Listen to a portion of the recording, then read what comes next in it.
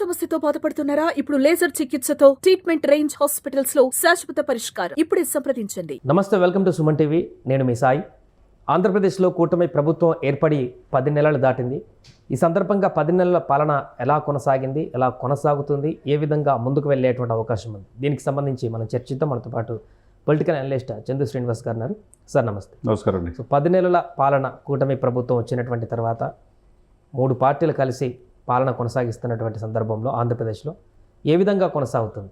మొదటగా ఇచ్చినటువంటి హామీలు అమలు దిశగా ప్రభుత్వం కొనసాగుతుందా? అంటే వాస్తవంగా చూసుకుంటే అండి, అనేక వాగ్దానాల మధ్య ఈ కూటమి అధికారంలో వచ్చింది. 151 సీట్లు వచ్చిన జగన్మోహన్ రెడ్డి గారిని కూడా కాదని 124 సీట్లు, 21 మంది ఎంపీలతో ఈ కూటమి వచ్చారు. ఓవరాల్గా చూసుకుంటే బీజేపీ కావచ్చు, జనసేన కావచ్చు, టీడీపీ కావచ్చు, ఇప్పటి వరకు ఈ 9 నెలలు పూర్తయి 10 నెలల్లో వచ్చేసింది. హామీల దిశగానే సంపూర్ణంగా వెళ్తున్నట్టు కనపడుతుంది. ఎందుకంటే కేంద్ర ప్రభుత్వం అధికారంలో ఈ కుటుంబంలో బీజేపీ ఉంది కాబట్టి ఇప్పటివరకు బీజేపీ వాళ్ళు పెద్దల లెక్కలు చెప్పిన దాన్ని బట్టి 8 లక్షల కోట్ల రూపాయలు మేము ఏపీ అభివృద్ధికి నిధులు కేటాయించామని చెప్పి అంటున్నారు. ఆ దిశగానే వాస్తవంగా మనకు కనపడుతుంది. ఎప్పుడు లేని విధంగా గతంలో రాజధానికి నిధులే లేవు. 3 రాజధానులు అన్నారు గత ముఖ్యమంత్రి గారు. అస్తవ్యస్తమైపోయింది. అటువంటి సిచ్యువేషన్స్లో మొదటి బడ్జెట్లోనే 15,000 కోట్లు కేటాయించడం, అమరావతి అభివృద్ధి దిశగా ముందుకెళ్తుంది. ఫ్యాక్టరీలు వస్తున్నాయి, ఇండస్ట్రియల్ పెట్టుబడులు పెడతానికి ఇతర దేశాల నుంచి కూడా చొరవ చూపిస్తున్నారు. అది 4.5 దశాబ్దాల అనుభవం ఉన్న చంద్రబాబు నాయుడు గారి వల్ల సాధ్యమవుతుంది. అదేవిధంగా మోదీ గారితో సన్నిహిత సంబంధాల వల్ల, ఈ కూటమిని కలిపిన పవన్ కళ్యాణ్ గారి వల్ల ఎప్పుడో ఆగిపోయిన జలజీవన్ మిషన్ పనులు కావచ్చు, 25,000 కోట్లు జలజీవన్ మిషన్ ఇదైపోయింది. దాన్ని మ్యాచింగ్ గ్రాంట్ కూడా గత ప్రభుత్వం ఇవ్వాల. లేదా ఆంధ్రలో జీవనాడి పోలవరం పూర్తి కావడానికి వీళ్ళని సహకరించట్లా. ఎక్కడ విశాఖ రైల్వే జోన్ని తీసుకురాలేకపోయారు. అదేవిధంగా ఆంధ్రలో విశాఖ ఉక్కు ఆంధ్రలో ఎక్కువ అని చెప్పేసి అంటారు. అదేవిధంగా దాన్ని ప్రైవేట్ పరం చేసే దిశలో ఏ దిశలోనూ ఆపలేకపోయారో అది పూర్తిగా ఆపగలిగారు. అంటే బేసిక్ నీడ్స్ ఏదైతే ఉన్నాయో అస్తవ్యస్తమైన వ్యవస్థలన్నీ కూడా సరిదిద్దే క్రమంలో ఈ 10 నెలల పాలన చాలా బాగుందనే ప్రజలు అనుకుంటున్నారు. ఆ దిశగానే ఒకవైపు ఆయన అనుభవం, ఈయనకున్న పోరాట పటిమ, వీళ్ళిద్దరు కలిసి మోదీ గారి ఆశీస్సులతో ఆంధ్రప్రదేశ్ గతంలో ఎప్పుడు లేని విధంగా గత 5 సంవత్సరాలు నిర్లక్ష్యం గురయ్యనే భావన నుంచి దాదాపు 4.5 నుంచి 5 కోట్ల మంది ఆంధ్రులకి ఊపిరి పీల్చుకొని మంచి భవిష్యత్తు రాబోయే కాలంలో మాకుంది అనే భావనలో ఆంధ్రప్రదేశ్ ప్రజలు ఉన్నారు. అలాగే గత ప్రభుత్వంలో చేసినటువంటి అవినీతి పైన ఖచ్చితంగా మేము పనిష్ చేస్తామని ఎన్నికల ముందు చెప్పారు. సో ఆ దిశగా ఏమైనా చర్యలు కొనసాగుతున్నాయని చూడొచ్చా మనం? తప్పకుండా. ఎందుకంటే 2 లక్షల కోట్ల అప్పు ఉన్నది ఇప్పుడు 10 లక్షల కోట్లకి వెళ్ళిపోయిందని బాహాటంగానే బీజేపీ నాయకులు కావచ్చు, కూటమి నాయకులు చెప్తున్నారు. మరి అటువంటి సమయంలో ఆంధ్రప్రదేశ్ ప్రతి ఒక్క పౌరుడి మీద అప్పు ఉంది. అప్పు కడతానికి వడ్డీలకు 6,000 కోట్ల రూపాయలు 10 నెలలు అవుతుంది. కానీ ఎక్కడ కూడా సాయి గారు 1వ తారీఖు కల్లా పెంచిన పెన్షన్లు ఇచ్చేస్తున్నారు. వాలంటీర్ లేకుండా ఇచ్చేస్తున్నారు. అదే సమయంలో 5వ తారీఖులోపు జీతభత్యాలు ఇస్తున్నారు. ఈరోజు కొత్తగా వచ్చింది ఫీజు రియంబర్స్మెంట్ కూడా నిన్ననే దాదాపు 400 కోట్లు ఇచ్చేశారు. అంటే గతంలో పెండింగ్ ఉన్నాయి పిల్లల ఫీజు రియంబర్స్మెంట్. కాలేజీలు కూడా పిల్లల్ని ఆపేస్తుంటే ఆపడానికి వీల్లేదని చెప్పారు. గతంలో 788 కోట్లు ఇచ్చారు. నిన్న 400 కోట్లు శాంక్షన్ చేశారు. ఇంకా పెండింగ్ ఉన్నాయి కూడా ఇవ్వడానికి ప్రభుత్వం ముందుకు వచ్చింది. అంటే గత ప్రభుత్వం చేయలేనిది ఒకవైపు ఇది చేస్తానే, గత ప్రభుత్వాలు మీరు అన్నట్టు అవినీతిమయమైపోయిన అన్ని వ్యవస్థల్ని ప్రక్షాళన దిశగా ముందుకెళ్తున్నారు. ఇప్పుడు శాండ్ మాఫియా జరిగింది, దానికి సంబంధించిన అధికారులని జైల్లో ఉన్నారు. తర్వాత లిక్కర్ మాఫియా మీద ఎంక్వైరీ జరుగుతుంది.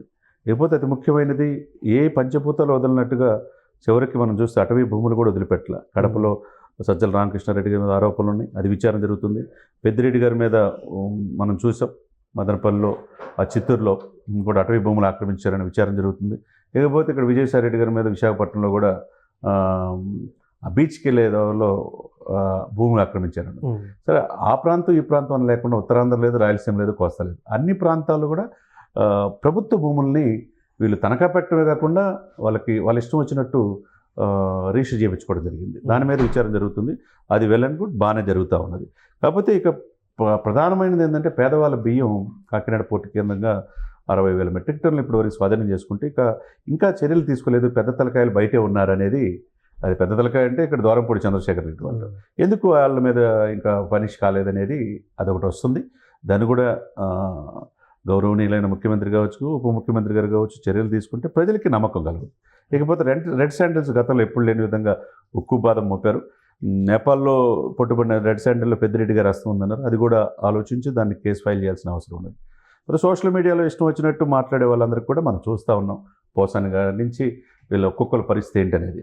ఏదైనా కానీ ఒక భయం అనేది కలగాలి. సోషల్ మీడియాలో అబ్యూజింగ్ యాక్ట్ అనేది సోషల్ మీడియాలో అది యాక్ట్ ప్రత్యేకంగా తేవాలని పవన్ కళ్యాణ్ గారు ప్రపోజల్ పెట్టారు. అది కనుక చట్టరూపం దాలిస్తే ఎవరు పడితే ఎట్లా అట్లా మాట్లాడి వ్యక్తిగతరణం చేసి చివరికి సొంత ఫ్యామిలీలో కూడా దూరిపోయి వాళ్ళ ఇంట్లో భార్యల్ని పిల్లల్ని దూషించడం అనేది ఏదైతే ఉందో అది ప్రజాస్వామ్యంలో ప్రజలకు అవసరంలా. ప్రజలకు మీరు ఏం చేస్తారనేది కావాలి. అటువంటిది కూడా కఠినంగా తీసుకోవాల్సిన అవసరం ఉన్నది. ఈ మధ్యకాలంలో ఈ 2 రోజుల నుంచి మనం చూస్తుంటే ఈ బెట్టింగ్ యాప్లు కూడా వస్తున్నాయి. దాని మీద కావచ్చు, గంజాయి మీద కావచ్చు, ఉక్కుపాదం మోపి ఎవరైతే దీంట్లో ఉన్నారో వాళ్ళని శిక్ష పడేటట్టుగా చేయాల్సిన బాధ్యత ఈ కూటమికి ఉంటుందన్నమాట. కేంద్ర సహకారం ఎలా ఉందంటారు? ఈ 10 నెలల కాలం ఎలా ఉంది, ముందు ఎలా ఉండబోతుంది? డెఫినెట్గా కేంద్ర సహకారం లేకపోతే ఇప్పుడు గత ప్రభుత్వం అండి మీరు చూస్తే సాయి గారు 20 మంది ఎంపీలు నుండి మెడల్ వంచి స్పెషల్ స్టేటస్ తీసుకొస్తామని చెప్పేసి ఆనాటి ముఖ్యమంత్రి జగన్మోహన్ రెడ్డి గారు చెప్పారు. మరి గత 5 సంవత్సరాల కాలంలో మెడల్ వంచలేకపోయారా? స్పెషల్ స్టేటస్ ఎందుకు తీసుకురాలేకపోయారు? స్పెషల్ స్టేటస్ అనేది లేదు. అదే సమయంలో మీరు ఎందుకు తేలేకపోయారు? ఏ రోజున ఆంధ్రప్రదేశ్ భవిష్యత్తు ఆంధ్రుల జీవనాడి పోలవరం పూర్తవడానికి సహకరించారా? లేదు. సరే ఒక రాజధాని కాదు 3 రాజధానులు అన్నారు, అది కూడా లేదు. ఎక్కడికెక్కడ వ్యవస్థలన్నీ కూడా నిర్వీర్యం అయిపోయినాయి. మరి ఇటువంటి సిచ్యువేషన్స్లో మరి ఏ విధంగా పరిపాలన మీద 150 సీట్లు ఇచ్చారు? సంక్షేమ మాటను అభివృద్ధి మర్చే తలికి మీరు అభివృద్ధిని మర్చారు. మీరు సీట్లు అని 11 సీట్లకి పరిమితం చేశారు. ప్రధాన ప్రతిపక్ష హోదా కూడా లేదు. అదే సమయంలో మీరు చెప్పినట్టుగా వాళ్ళు చేయలేనిది వీళ్ళు చేయాలి. వాళ్ళు చేయలేకపోయారు. వీళ్ళు ఏం చేస్తారనేది చాలా హోప్స్ పెట్టుకొని ఉన్నారు. కాబట్టి సెంట్రల్ గవర్నమెంట్ ఇప్పుడు వీళ్ళు వచ్చిన తర్వాత మోదీ గారిని అడగటం, మీరు వాళ్ళు చెప్పిన పాయింట్ ప్రకారం 8 లక్షల కోట్ల అభివృద్ధి పనులు అన్నారు. ఒక్క గౌరవనీయమైన ప్రధానమంత్రి గారు వచ్చినప్పుడు విశాఖపట్నంలో 2,08,000 కోట్ల అభివృద్ధి పనులు శంకుస్థాపన. అమిత్ షా గారు వచ్చినప్పుడు త్వరితగతిన ఆంధ్రప్రదేశ్ ఏది కావాలంటే అది ఎప్పుడు లేని విధంగా ఇస్తున్నారు. త్వరలో ప్రధానమంత్రి మోదీ గారిని కూడా పిలిచి రాజధాని అభివృద్ధి పనులకి ఆయన శంకుస్థాపన తీసుకురావడానికి ప్రయత్నం చేస్తారు. అంటే అభివృద్ధి జరుగుతున్నట్టే కదా. జల్ జీవన్ మిషన్ గాడిలో పడింది. తర్వాత ఎవరైతే అంతకుముందు అవినీతి ఎక్కడైతే కర్నూలులో మొన్న మధ్య చూసాం, చాలా అవినీతి ఆరోపణలు వచ్చినాయి. అది కూడా విచారణకు చేస్తున్నారు. ఆఫీసులు కూడా సస్పెండ్ చేశారు. ఒక జవాబుదారితనం అనేది ఉద్యోగుల్లో వచ్చింది. అదే సమయంలో కేంద్ర ప్రభుత్వం నుంచి సకాలంలో నిధులు వస్తున్నాయి. అభివృద్ధికి రాజధాని కూడా లేని రాష్ట్రం నుంచి, అప్పులమైన రాష్ట్రం నుంచి అభివృద్ధి బాటలో పయనిస్తుందనేదే మనం పూర్తిగా అది కేంద్ర ప్రభుత్వ సహాయం ఉంటేనే అది జరుగుతుందన్నమాట. పవన్ కళ్యాణ్ గారు కూడా నిన్న ఒక మాట అన్నారు, 15 సంవత్సరాల పాటు ముఖ్యమంత్రిగా చంద్రబాబు ఉంటారనేటువంటి విషయాన్ని ప్రస్తావించారు. అది ఎలా సాధ్యమవుతుంది? ఆ వాక్యాన్ని ఎలా చూడొచ్చు అంటారు? మీరు చెప్పినట్టండి, అంటే ఆయన 70 సంవత్సరాల వయసు చంద్రబాబు నాయుడు గారిది. 4.5 దశాబ్దాల రాజకీయ అనుభవం, 8 సార్లు ఎమ్మెల్యే, కుప్పను శాశ్వత చిరునామా చేసుకున్నాడు. అదేవిధంగా పవన్ కళ్యాణ్ గారు పిఠాపురం ఎమ్మెల్యే. అదే సిచ్యువేషన్లో ఆయనకున్న అనుభవం, ఈయనకున్న పోరాట పటిమ, ఈయనకున్న దూరదృష్టి, జాతీయ నాయకుడిగా ఎమర్జ్ అయ్యాడు పవన్ కళ్యాణ్ గారు. మరి వీళ్ళిద్దరు కలయిక ఎక్కడ కూడా అరమరికలు, వీళ్ళ మధ్య విభేదాలు సృష్టించాలని వైసీపీ ప్రభుత్వం మిగతా వాళ్ళు ప్రయత్నం చేస్తున్నా వీళ్ళు చాలా సఖ్యతగా కుటుంబంలో కలిసిపోయారు. కాబట్టి ఆయన చెప్పిన మాట ఏంటంటే, చాలామంది కోరిక ఏంటి, ఇప్పటికీ జనసేన కార్యకర్తలకి ఏదో ఒక రోజు మా నాయకుడు ముఖ్యమంత్రి అవుతాడనేది, పవన్ కళ్యాణ్ ముఖ్యమంత్రిగా చూడాలనేది సప్రెస్డ్ గ్రూప్స్ చాలామంది కోరుకుంటున్నారు.